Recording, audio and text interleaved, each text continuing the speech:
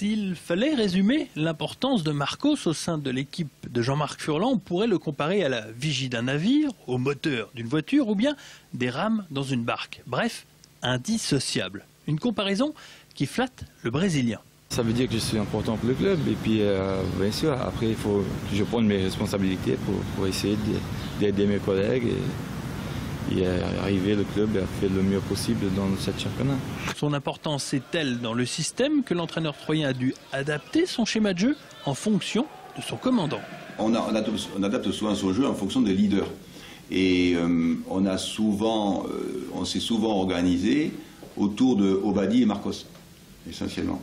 Il est essentiel dans l'aspect défensif, dans les coups de pied arrêtés défensifs sur le plan du jeu aérien. Quand il n'est pas là, on est en grosse difficulté. C'est quand même un leader.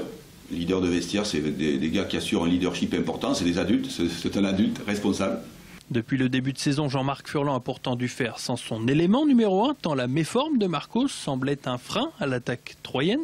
Mais aujourd'hui, le vent a tourné suite à son doublé inscrit face à Bastia. Le coach troyen peut à nouveau compter sur son numéro 9. On a parlé, je ne parlerai pas là devant votre caméra, mais on a parlé longuement ensemble.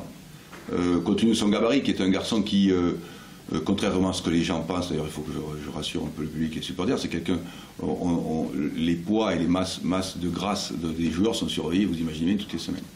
Et c'est vrai que lorsqu'il arrive à être beaucoup plus affûté et c'est beaucoup plus long parce que c'est un gabarit imposant. Malgré la dernière défaite en terre corse, l'Estac a montré beaucoup de belles choses dans le jeu. La présence rayonnante de Marcos y est sans doute pour quelque chose, mais outre son doublé, l'ancien champion de Tunisie croit en son équipe, il attend comme les autres la victoire qui lancera sa formation. Après, quand les gens ils disent que je joue bien le ballon, qu'on conserve bien, qu'on crée des occasions, après c'est juste cette petite victoire que ça peut changer, basculer et après ça va venir le résultat. Donc je pense qu'il faut continuer de bon sens et puis il y a un moment que ça va changer pour notre faveur. Auteur de 21 buts en 2 saisons, le commandant Marcos Roberto Pereira dos Santos reste l'homme providentiel de ce club. Si l'Estac devait se maintenir cette saison, cela passerait par une excellente saison de son Brésilien.